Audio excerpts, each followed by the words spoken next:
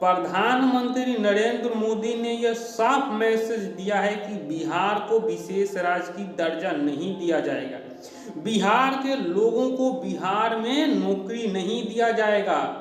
बिहार के लोगों को कभी बाढ़ में मरे तो कभी सुखाड़ से मरे, लेकिन बिहार को विशेष राज्य की दर्जा नहीं दिया जाएगा। अगर बिहार के लोगों को विशेष राज्य की दर्जा दिया जाता है, बिहार के लोगों को बिहार में काम दिया जाता है, बिहार अगर सूखा और बाढ़ से न मरे तो वह गुजरात में जाकर मजदूरी कैसे करेगा?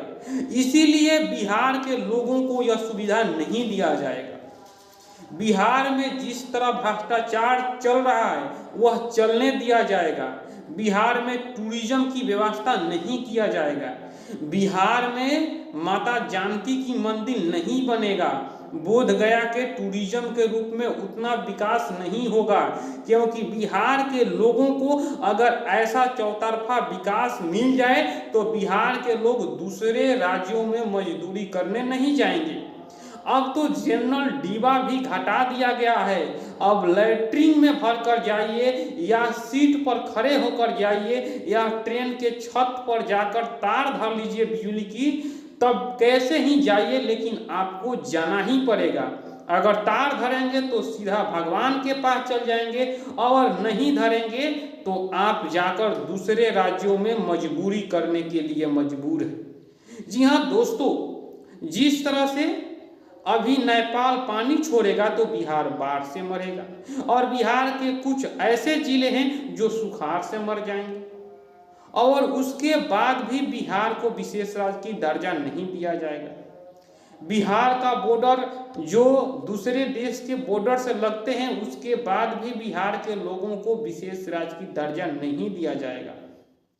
और बिहार के लोग ऐसा करने के लिए ऐसा काम करते हैं।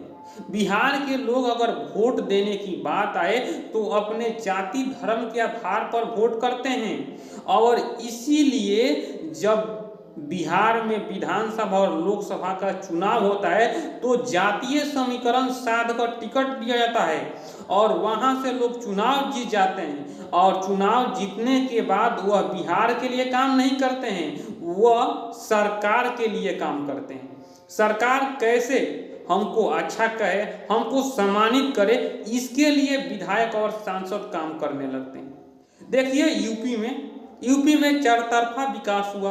हवाई अड्डे से लेकर रेलवे स्टेशन, राम मंदिर बनाया गया, लेकिन वोट कैसा मिला? तो सबसे कम। बिहार में कुछ भी नहीं हुआ।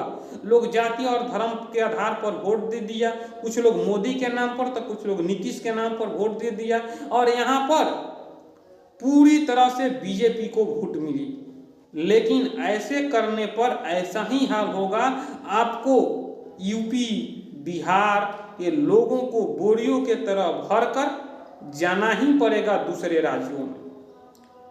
यूपी में बहुत सुधार हुआ है। योगी सरकार के आने के बाद कंपनी लगना शुरू हो गया है। वहां पर एक्सप्रेसवे बन रहा है, लेकिन बिहार में एक्सप्रेसवे नहीं बन रहा है।